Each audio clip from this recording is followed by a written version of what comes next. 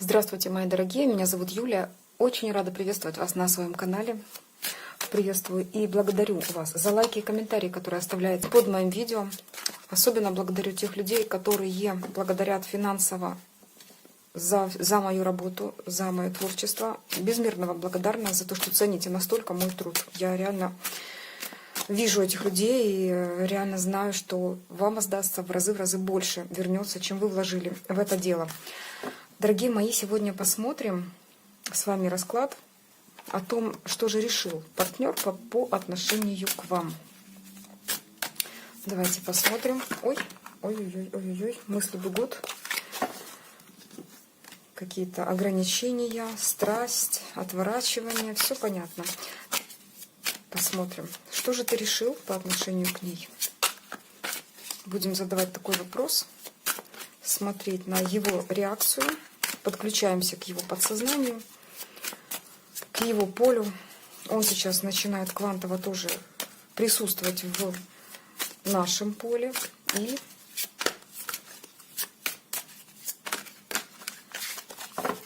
начинаем.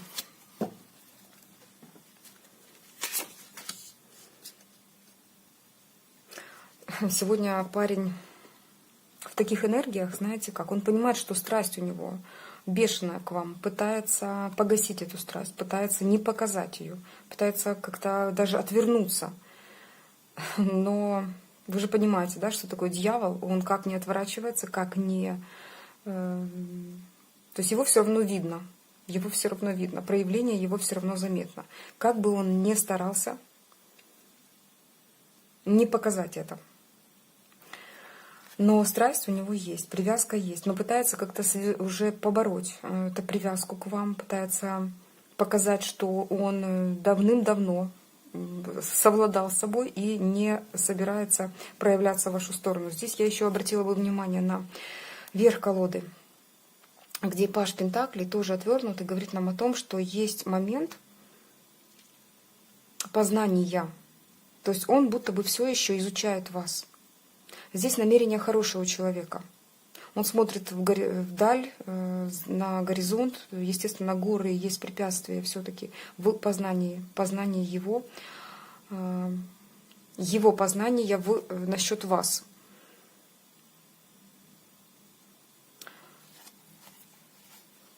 Колесница на дне колоды. Сильная карта, тем более реверсивная. Она говорит о том, что вот он говорит, после меня хоть потоп. То есть тут и возврата нет, дороги назад просто нет. Ну что здесь еще говорят? То, что кубок с собой, победоносный такой символ тоже с собой. На плаще инь и янь, да, символ инь и янь. То есть это символ рака, символ, когда лунной энергии. То есть тут влияние человека уже подвержено действительно чувствам.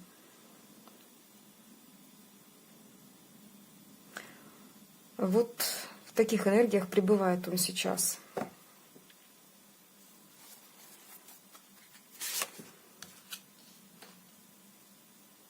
Да, но по сути тут, видите, как человек уже говорит о том, что хватит страсти такой дьявольской, когда была просто привязка. Он уже понимает, что нужна вам практичность. Каким-то образом человек осознал этот момент. Возможно, у вас был разговор на эту тему, тут ничего об этом не говорят, но сейчас вот именно о том, что есть некая решимость. Решимость что-то делать. С какой скоростью тут не сказано, да, но он уже понимает, что надо выходить за свои рамки, из своего мирочка, нужно как-то показываться миру. Потому что там, за пределами его мира, есть что-то большее. Помните эту карту, да, шикарно здесь об этом говорит, то, что есть какой-то мирочек, да, в котором он привык. И сейчас он видит, что пора выходить за эти рамки. Пора, там есть что-то большее, какое-то изобилие, намного интереснее. Шикарная девушка, которая манит. И он готов двигаться. Но здесь, понимаете, как он только готов, потому что тут парень вне движения, это очень медленный. Запрягает очень медленно, очень долго. Что нам говорят? Да, если и... Ну, тут, в принципе, проходит такая хитрость. Он как лисица. И не раз уже это делал в вашу сторону. Взял бы больше, да не помещается в руках от вас. Он хотел от вас какой-то энергии, чувственной, страстной, но что-то недополучил. Пришлось отвернуться, пришлось, вы будто бы, знаете как, сделали что-то, возможно, ваши какие-то старания, движения, ваше действие, либо фраза, что-то сделала с этим человеком так, что он понимает, что его выпихивают из его зоны комфорта. Но он это не хочет делать. Он по двум сторонам воткнул два меча и говорит, что вот пока моя территория здесь, я пока буду хитрить, я пока в роли лисы проявляюсь. Угу. Что же ты решил? Что же ты решил? Ну здесь решил, здесь да, здесь проходит все-таки чувство есть. Не просто какая-то влюбленность, нет, здесь что-то большее. Здесь человек как-то нутром чувствует, что вы похожи, что вам должно быть по пути, но он не понимает, что вас связывает, он не может это осознать. Есть некие препятствия, есть какое-то распутье, где нужно стоять на пути и выбирать дорогу, решать на уровне жить или не жить, быть или не быть. А что же это? Объясните нам. Эта ситуация его изрядно замотала. Так. Девушки, здесь вообще говорят о том, что здесь мужчина может сомневаться в том, что вы свободны. Или же, возможно, точно знает, что у вас кто-то есть. Здесь может так проиграться. Его это очень злит. Он понимает, что либо он не дотягивает, если у вас никого нет, он точно знает об этом, да, то есть он понимает, что он не дотягивает до какого-то статуса императора, либо статуса пентаклевого короля. По сути, это две шикарные энергетические заряженные карты, которые говорят о том, что тем более повернуты вперед. То есть он решил сделать выбор, но его злит какая-то ситуация, связанная с императором, мужчиной, который, возможно, рядом с вами. Либо он не дотягивает до этого статуса, потому что здесь действительно карта Пажа мечей говорит об этом. Сейчас мы ее объясним. Объясняют старшими арканами нам. Расстояние, да, расстояние может проигрываться, поэтому вы как-то и закрыты друг от друга. Но здесь человек видит перспективы все-таки, видит перспективы, он понимает, что можно идти с вами в новый какой-то путь, в новый путь познания, за чем-то новеньким. Вы вот будто бы то есть новенькое, которого не хватает ему, то чувственное, хорошее, какой-то новый кубок. Вот у него и все вроде бы есть, уже все испытал, но чего-то не хватает.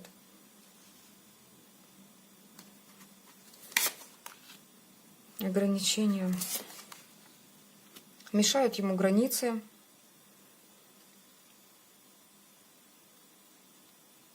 Готов сражаться за вас. Да, он понимает, все-таки вот я попыталась объяснить аркан императора в данном случае. Здесь, конечно же, он говорит о том, что думает, что у вас кто-то есть. Есть соперник, с которым нужно бороться. Это и ограничивает его. Он в состоянии ограниченном может быть просто, например, за пределами вашей досягаемости и не знает, есть кто-то у вас или нет, но по сути человек все равно ревнует очень сильно. И это его настолько тревожит, вот, что здесь обозначили буквально двумя старшими арканами выбор и император.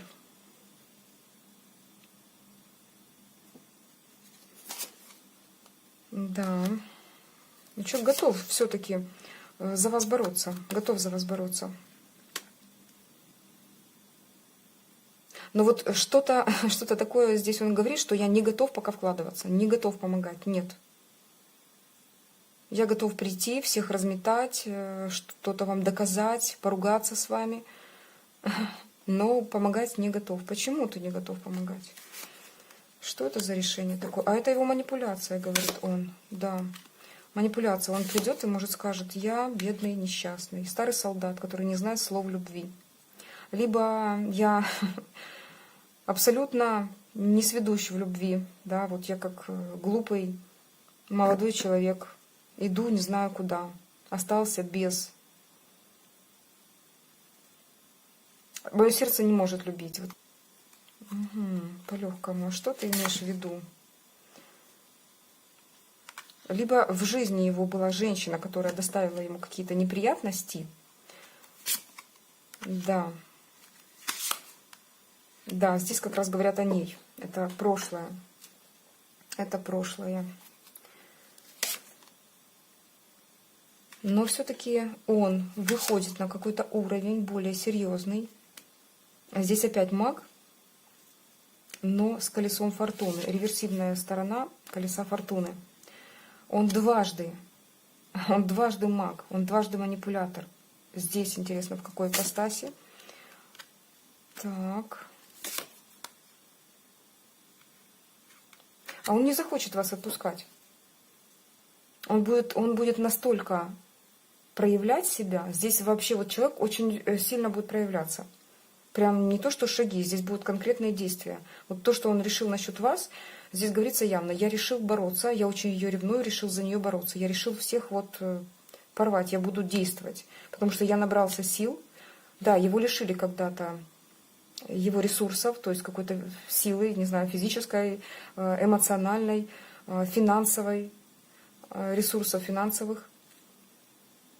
Но он встал на ноги, это было в прошлом, он попрощался с ним. Хотя прошлое его еще контролирует, несомненно. Но он говорит о том, что он встал на ноги, он вырос в своих глазах, он понимает, что достиг уровня, когда вот целостность некая есть, когда он в своем хорошем берет колесо фортуны и начинает этим колесом фортуны вертеть. Почему? Ради своей императрицы, которую отпускать абсолютно не собирается. Так, парень. Хорошо, что ты еще решил? Покажи нам. У него есть тайны. Да, очень много старших арканов, буквально в первой части расклада.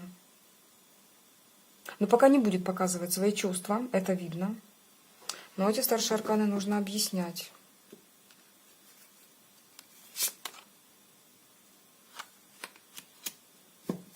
Так, угу. Здесь может проигрываться все-таки женатый человек, не закончивший еще отношения, первые отношения, но уже проявляющиеся в вашу сторону. Хорошо, что ты будешь делать с этим браком, если это так? Шанс подождать. Так, там еще есть какая-то финансовая зацепка, либо то, что скрепляет его в этом браке. И он, конечно же, будет вас просить, либо как-то намекать, либо показывать всем своим видом, что нужно ждать. Что нужно ждать. Да, но по сути он говорит по королю меча, это человек, который решил для себя закончить брак.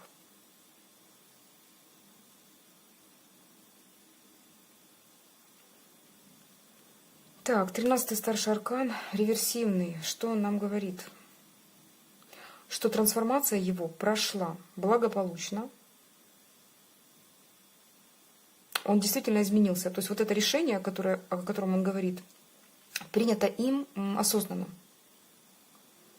Он действительно принял. Вот если он вам сказал, что я расстаюсь с женой, да, это он не лукавит, это искренне говорит. Как будет дальше, это, естественно, уже как рассудит, как выберете вы, да, как рассудит жизнь и так далее. То есть тут разные варианты событий могут быть. По старшему 13-му аркану реверсивному здесь действительно прошла очень серьезная трансформация, которая вывела его на свет Божий. То есть он понимает, что уже есть не то, что свет в конце туннеля, он дошел до этого света. Он уже принял для себя осознанность, вот как-то выбрал, сделал выбор уже свой. Изменился очень сильно. Вот колбасило его конкретно. То есть вот до этого решения, до принятия этого решения его что-то привело. И вот в этого человека он превратился, в такого мечевого короля, превратился благодаря этой трансформации, благодаря тому, что происходило с ним. Так, хорошо, подождать. Ну, то есть, по сути, он сейчас вот поставил точку на нашем раскладе. Мы ждем. Дальше что? Хорошо. Но мы не будем ставить точку. Подождем. А дальше его будет съедать страсть к вам. Он не сможет совладать. Он понимает, что вы и он повязаны. И вот вы как будто бы вот не хотите даваться в руки дьяволу, а он все равно на вас смотрит и не отпускает.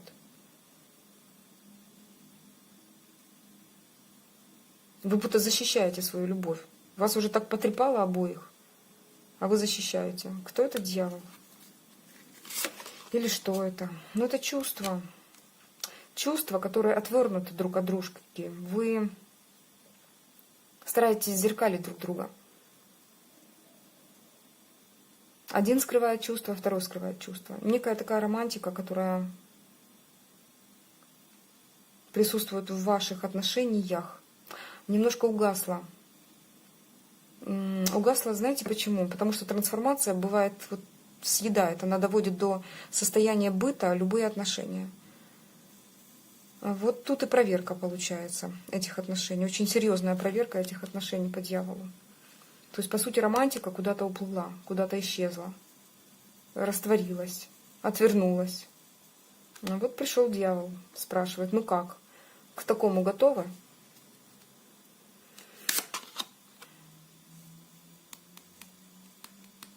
А вы, может быть, хотите как-то ускорить события.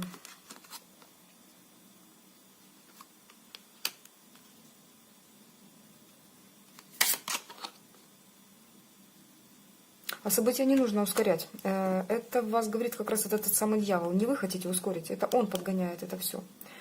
Потому что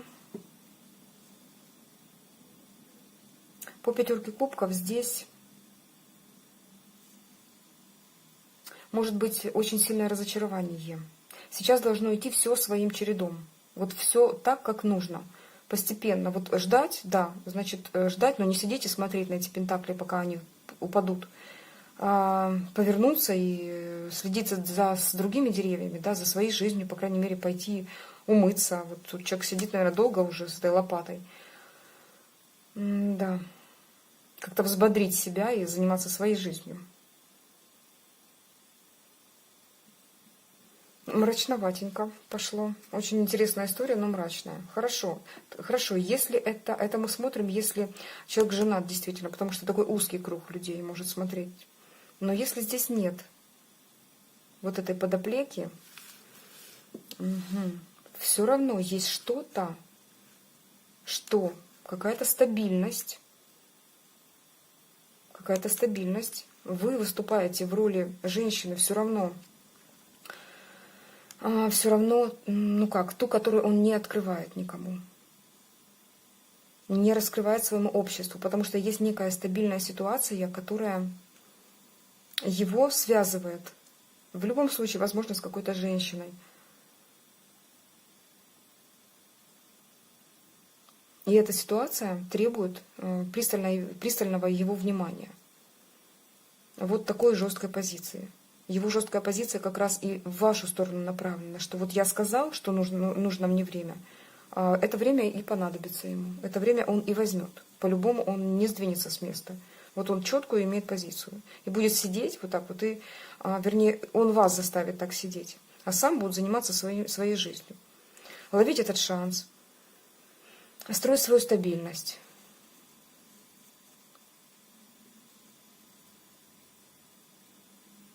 А вам, знаете, как оставляет роль вот в тайне сидеть и догадываться, что он делает, да?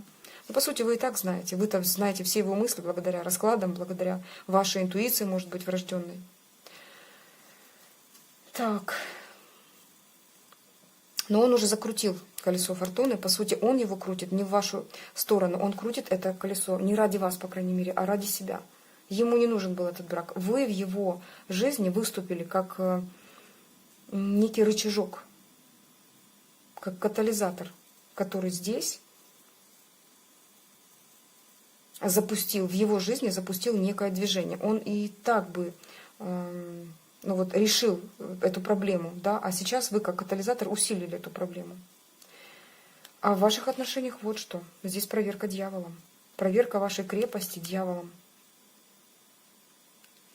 Крепкого союза, да, насколько вы любите друг друга. Вот эта бытовуха, которая была случилась благодаря этой трансформации, сейчас и покажет, насколько сильны ваши чувства. Дьявол пришел и говорит: вот интересно, я посмотрю, кто сильнее. Вы вдвоем, вот эта вот ниточка, которая связывает, вот эта ручка, да, и лев, который смотрит в глаза дьяволу. Кто кого переглядит. Вот так. 5 кубков.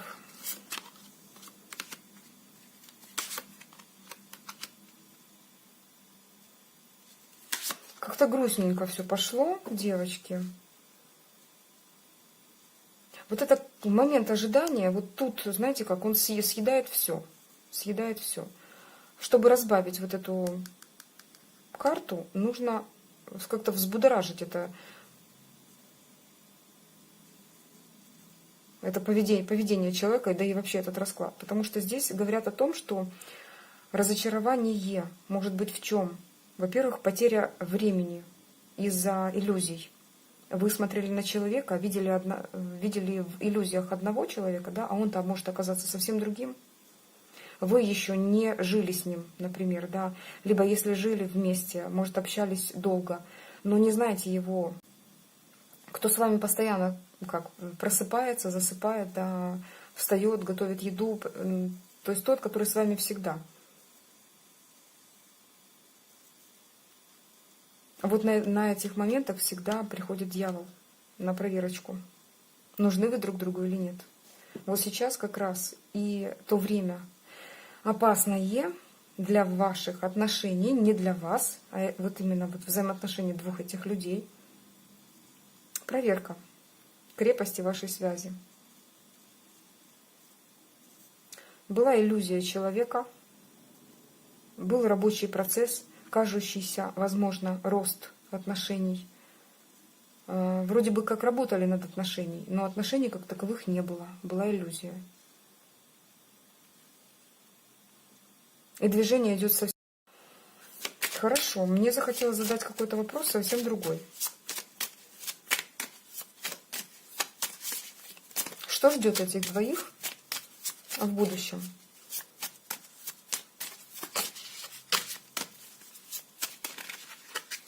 Что их ждет в будущем? Один из вариантов событий, да? Вот. Угу, будто восставшие из ада. Движение ждет. А вы понимаете, что границ нет. Вот эти мечи, они выдуманные. Движение конкретное. Вы действительно будто из пепла восстаете и начинаете двигаться. Угу. В ваших руках теперь и жезл, и меч. Вы принимаете какое-то решение, вы что-то делаете. Вот это движение запускаете вы. Вам надоедает вот эта мрачная ситуация, да, вот как-то фильм закрутился так, что как-то так все очень мрачненько. Вот. И вы говорите так: во мне проснулась некая ведьма, я беру жезл в свои руки, я беру меч в свои руки и принимаю решение. Взвешенное решение, что-то вы делаете. А что вы делаете? Что вы делаете? А что-то разрушаете. Разрушаете неуверенность. Разрушаете... Вы знаете как? Вы долго присматривались, вы долго были в стороне. Долго смотрели и завидовали отношения. Когда у нее... Вот это вы точно. Тройка пентаклей реверсивная показывает сейчас вас. У вас есть что-то ценное, вы его создали. Вы понимаете, что вы можете дать больше этому человеку. Но он это не принимает. Он говорит, что это мне не нужно. То есть, понимаете как, тут вот человечек, он, ну как, незаслуженно обиженный. Он создал что-то классное, но смотрят на другую работу, на того, кто показывает ее. И оценивают второго по заслугам, а он стоит в стороне.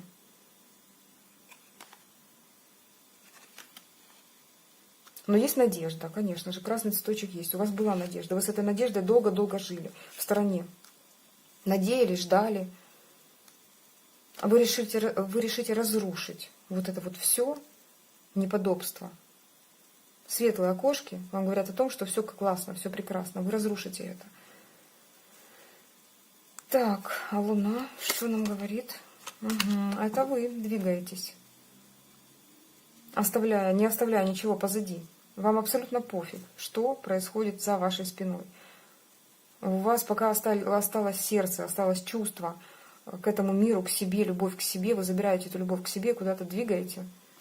А куда вы двигаете? В свое хорошее, в свой праздник. Берете какого-то чертенка, дьяволенка внутри себя. Он просыпается. Угу. Какой-то праздник. Да, вы будто бы полюбили сама себя.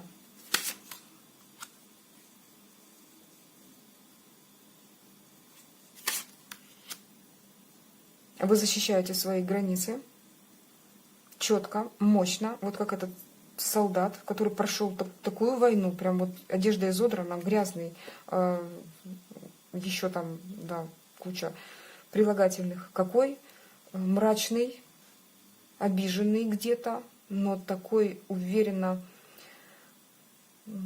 защищающий свои границы, что вот никого не подпущу. С опаской смотрите уже, да, на тех, кто к вам подходит. По повешенному, реверсированному, но он спасен, будет спасен. Понимаете? Вы уже долго висели в этом состоянии.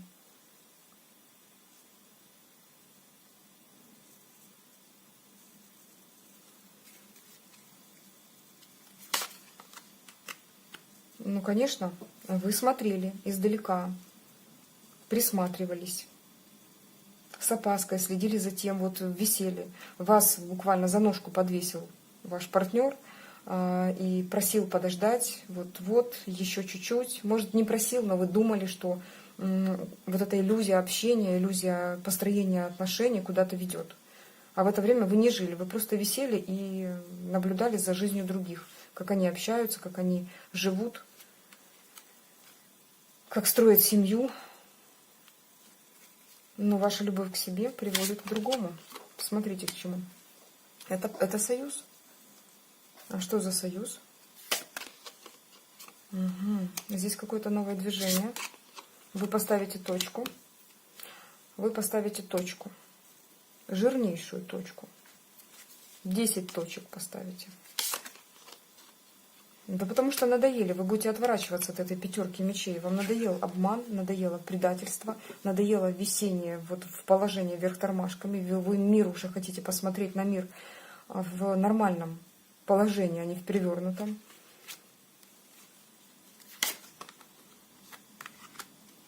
Наигрались, настрадались.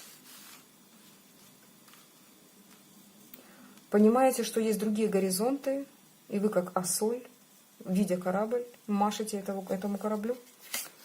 А что там? А там, посмотрите, на горизонте новая любовь. Здесь 10 кубков, но с новым человеком. Союз, но с новым человеком. Да, девчонки. Даже ничего не хочу доставать больше. Даже ничего не хочу доставать больше. Такую историю нам рассказали, душещипательную. Я прям не знаю, у меня прям перевернулось все и назад вернулось, короче. Я хочу советы. Я хочу советы. Кто-то у нас такой страстными такими энергиями меня снабжает, девочки. Признавайтесь в комментариях. Вот, смотрите, к чему ведут вас ваши новые начинания. К чему приведет вас, наконец-то, вот эти точки. Правильно расставленные. В правильные части тела поставленные. Итак, очки, посмотрим. Ой, девочки, разговариваю действительно уже как будто бы за чашкой чая, где-то за столом вместе. Сидим, как подружки. Итак, советы девочкам дайте, пожалуйста.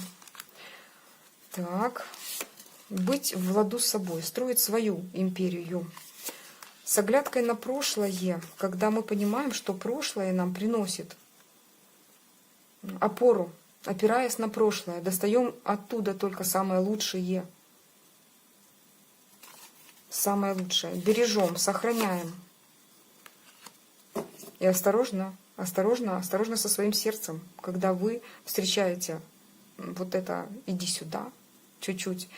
Ну, то есть отношения, например, которые вам особо не подходят, да, но вы можете согласиться, ну, вот как-то по-легкому, а потом взять и привязаться.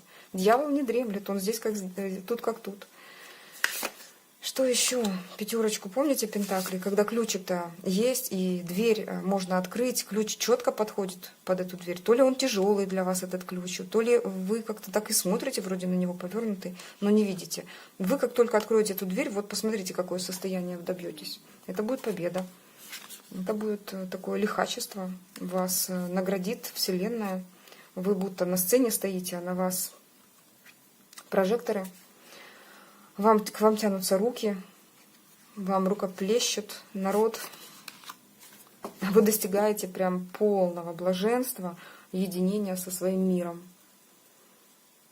Вы заканчиваете свой этап страданий, эмоциональной неуравновешенности, каких-то негативных событий. Все это заканчивается.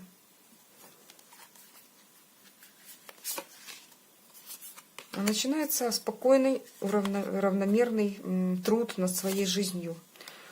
Вот оно. В отшельниках вы достигаете такого познания. Вот так вот я бы положила, да, эти карты. То есть после пятерки пентаклей вы понимаете, что нужен труд, нужна работа. Включаем свою музу, и действует эта муза на вас, в вашу сторону. Вот. И вы достигаете своей победы через достижение мудрости, спокойствия души, состояние блаженства внутри себя. Вот ей даже фонарик не нужен, да, фонарик она оставила где-то. Вот еще и отсвечивает лампа сегодня. Внизу фонарик лежит. Вот видите как? Ей не нужен этот свет, у нее свет внутри есть. Вот этот свет вы найдете внутри себя, он будет сиять, и будет солнышко в итоге. Вот так вот. Что нам еще дадут? Вот, помогите сами себе. Вам Вселенная тогда поможет, даст больше. Чем правильнее вы расставите приоритеты, тем Вселенная будет просто на эти приоритеты опираться и давать вам больше и больше хорошего в вашей жизни. Вот так. Кажется, что накидала карты, да, но в любом случае вы видели эту систему, которая помогла нам разобраться в данной ситуации, в этих отношениях, помогла разобраться. Я благодарна высшим силам, которые и Вселенной, да, которая вот эти карты именно так и разложила. Спасибо вам, мои дорогие, за то, что были до конца со мной, посмотрели это классное кино. У кого проигралось, либо будет проигрываться, либо уже была такая ситуация, пишите, буду рада вашим. И не только я, но и девочки, которые смотрят меня, тоже ждут каких-то комментариев, возможно. А вам спасибо за все, что делаете в мою сторону. С вами была ваша Юлия. Всего доброго. Пока-пока.